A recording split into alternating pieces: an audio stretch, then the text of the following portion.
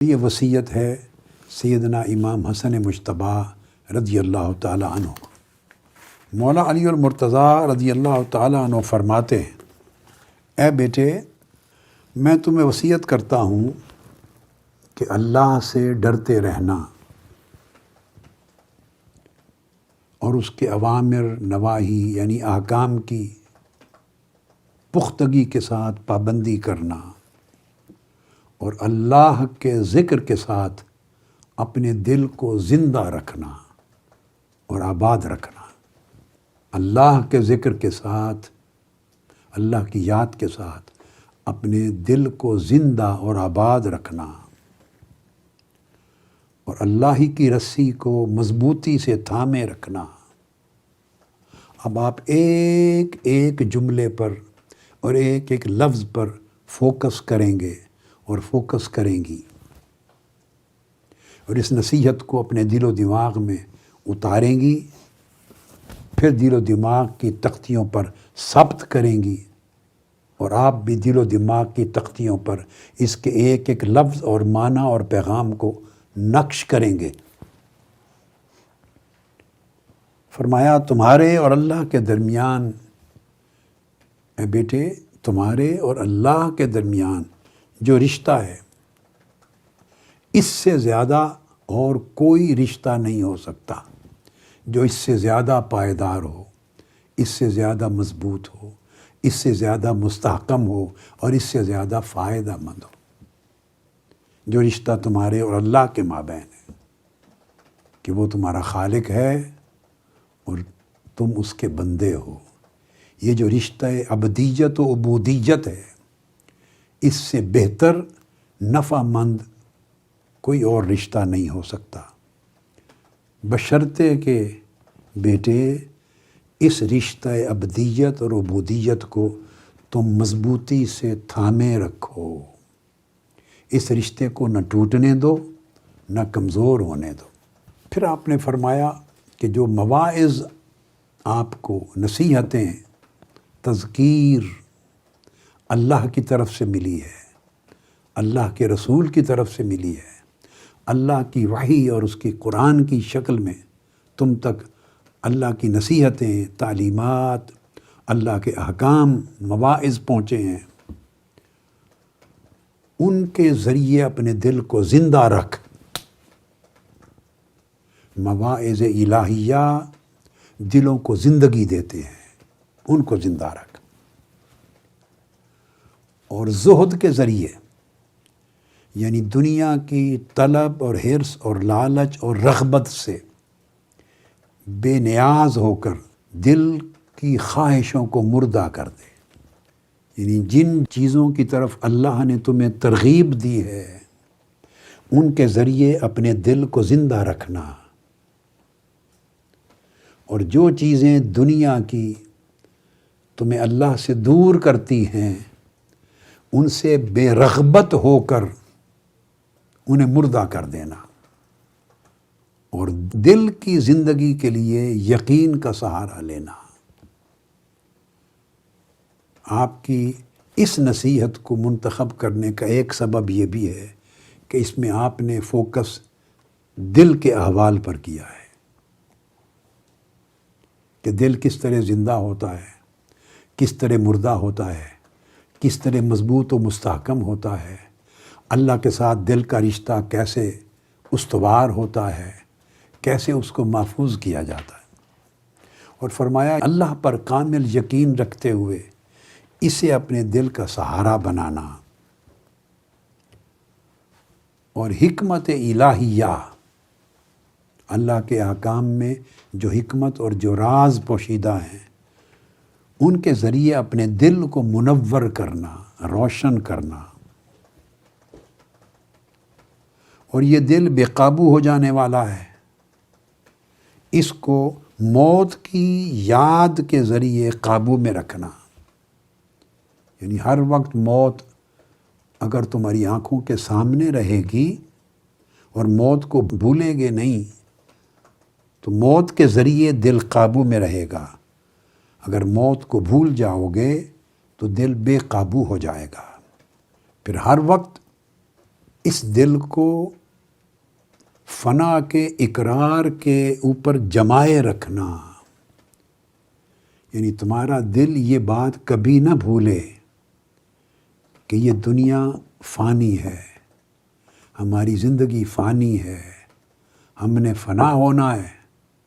تو دنیا میں زندہ رہتے ہوئے فنا یعنی موت اور فنا سامنے رہے، اور موت اور فنا جب سامنے رہے گی تو دل کو اس فنا ہونے کے تصور پر جمائے رکھنا کہ میں فانی ہوں اور اس دنیا میں سب کچھ فانی ہے، میری زندگی بھی فانی ہے، کچھ بھی باقی نہیں۔ اور دل کو موت کے اور فنا کے تصور پہ جمائے رکھنے کے لیے فرمایا کہ مدد لینا اس چیز سے کہ دنیا میں جو حوادث گزرے ہیں، کون کون یہاں تھا اور اب نہ رہا، کتنی قومیں، کتنی نسلیں، کتنی سلطنتیں، کتنی حکومتیں، کتنی تخت، کتنے محلات، کیا کیا تھے، حکمران تھے، طاقتور لوگ تھے، مگر ماضی کو دیکھنا کہ کیا ان میں سے کوئی بچا؟ پرانی امتوں، نسلوں کو یاد کرنا جن کا ذکر قرآن مجید میں آیا ہے۔ تو وہ جو حادثات دنیا ہیں جن کے ذریعے انسان کو یقین ہو جاتا ہے کہ یہ دنیا فانی ہے، آپ نے فرمایا بیٹے اپنے دل کو دنیا کے ان حادثات کا مشاہدہ کرواتے رہنا۔ مشاہدہ کس طرح ہوتا ہے؟ وہ حادثات پڑھتے رہنا قرآن میں، ان پر تفکر کرنا، ان پر غور و خوض کرنا، تاکہ وہ اس دل کے مشاہدے میں رہیں۔ اور جو گردش روزگار ہے دنیا میں، تقلب، جو حالات بدلتے ہیں، اپس اینڈ ڈاؤنز آتے ہیں، اور گردش ایام ہے، وہ یاد دلاتے رہنا اس دل کو تاکہ دل ڈرا رہے اور بے قابو نہ ہو جائے۔ پھر آپ نے فرمایا کہ جو قومیں، جو لوگ، بڑے بڑے طاقتور افراد جو گزر گئے، ان گزرے ہوئوں کے واقعات یاد دلانا اس دل کو، اور گزرے ہوئوں کے واقعات دل کے سامنے رکھنا۔ اور جو لوگ بیٹے فرمایا تم سے پہلے ہو گزرے ہیں، ان پر جو جو بیتا، انہوں نے نافرمانیاں کی تو کیسے عذاب آئے، وہ اللہ کی نعمتوں کو بھول گئے تو کس طرح گرفت میں لائے گئے، انہوں نے حق کو کس طرح ٹھکرایا تو کیسے سزا پائی، کس طرح بدمست تھے، اپنی سلطنت اور حکومت کے نشے میں کیسے اوندھے گرے، پلٹ دیے گئے۔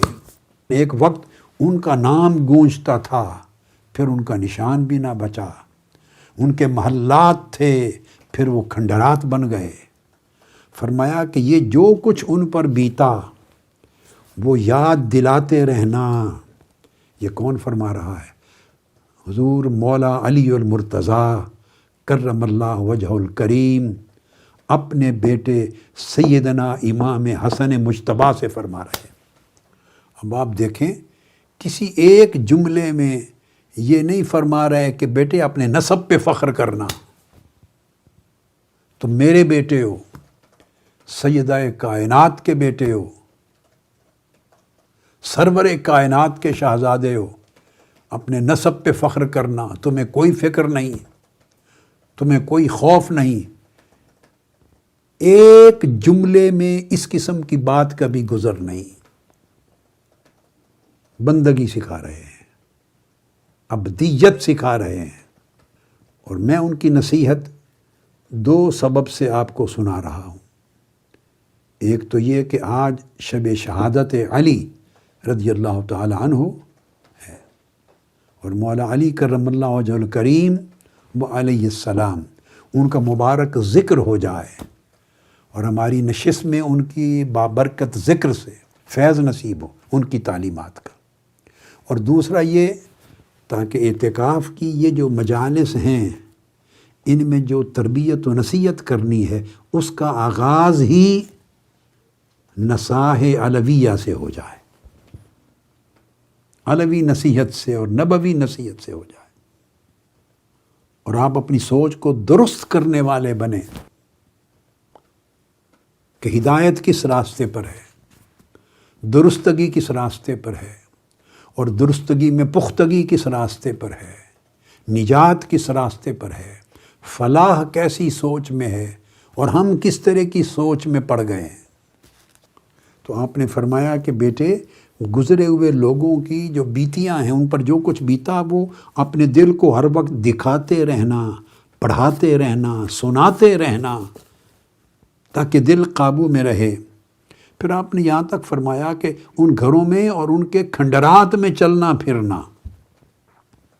اب چلنے پھرنے سے مراد یہ بھی یاداشت کا چلنا ہے، اپنی یاداشت میں ان کے محلات کو دیکھنا، جو قرآن مجید میں بیان کیا کیسے کیسے تخت تھے ان کی سلطنت کے، اور پھر جب وہ کھنڈر ہو گئے تو آپ کی یاداشت ان کھنڈرات میں چلے اور چل چل کے دیکھے کس طرح ویران ہو گئے۔ اس سے اس دنیا کی فنا کا تصور آپ کے دل میں جمے، اور دل فنا کے تصور پر بالکل مرکوز ہو جائے۔ اور آپ نے پھر فرمایا یہ بھی دیکھنا اور دل کو دکھانا کہ ان گزرے ہوئے لوگوں نے کیا کچھ کیا تھا۔ اب جو میں نے عربی میں آپ کی نصیحت پڑھی تھی، اب اس سے آگے مضمون چلا رہا ہوں، مگر یہ آپ کو معلوم رہے کہ میں اس کا ترجمہ شرح کے ساتھ کر رہا ہوں، تشریح کے ساتھ کر رہا ہوں، تاکہ جو بات آپ نے فرمائی ہے بآسانی آپ کو سمجھاؤں اور اس کا مفہوم آپ کے دل و دماغ تک پہنچاؤں۔